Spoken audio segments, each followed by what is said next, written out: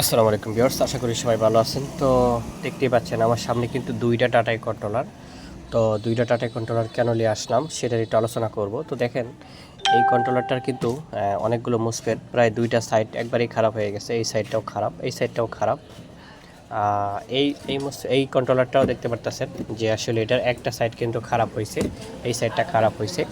তো মূলত দুইটা কন্ট্রোলারেরই মোসফেট খারাপ। আসলে মোসফেটগুলো কেন খারাপ হলো আমরা যদি একটু ভালো করে যদি চিন্তা করি, তাহলে দুইটা কন্ট্রোলারের কিন্তু অনেকগুলো জটিল সমস্যা আছে। দেখেন এই যে এই কন্ট্রোলারটার এই ক্যাপাসিটারগুলো কিন্তু সবগুলো ফুটে গেছে, এটাও কিন্তু ক্যাপাসিটার সবগুলোই ফুটে গেছে। তা আসলে দুইটা কন্ট্রোলারেরই কিন্তু ক্যাপাসিটার ফুটে গেছে।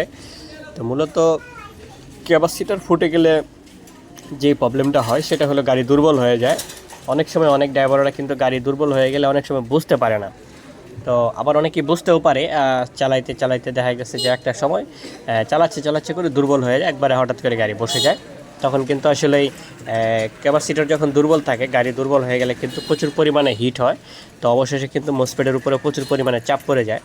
আর সেক্ষেত্রে দেখা গেছে যে ক্যাপাসিটারগুলো ভালো থাকলে মোসফেটগুলো একটু দ্রুত কম হিট হয় আর কি। তো সেক্ষেত্রে কম হিট হয় বলতে যেমনটা বোঝানো হয় যে গাড়ি কিন্তু দৌড়ায় ঠিক মতো। গাড়ি যদি না দৌড়াইতে পারে, যেই পরিমাণে পিক আপ দিই, তখন মোসফেটের উপরে চাপ পড়ে যায়।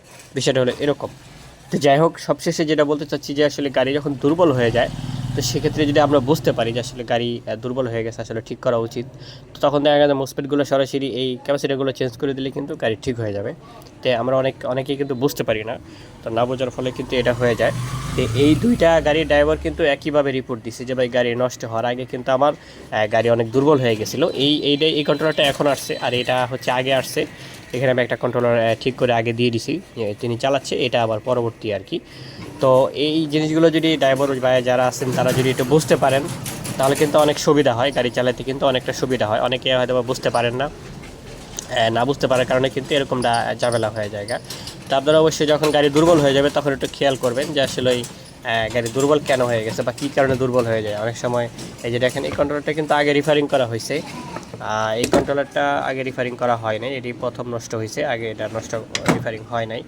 তো যাই হোক, এই অনেকগুলো ক্যাপাসিটার কিন্তু লুজ। এই যে দেখেন এই ক্যাপাসিটারগুলো কিন্তু তাতাল মারা হয় নাই, তারপরে কিন্তু এই যে ক্যাপাসিটারগুলো খুলে গেছে, লুজ এখান থেকে কয়েকটা পড়ে গেছে। তো যেহেতু ক্যাপাসিটারগুলো অত্যন্ত শক্তিশালী ভূমিকা রাখে, তো সেজন্য ক্যাপাসিটারগুলোর গুরুত্ব অনেক বেশি। তো যাই হোক, সবাই ঠিক আছে, ভালো থাকবেন। আসসালামু আলাইকুম।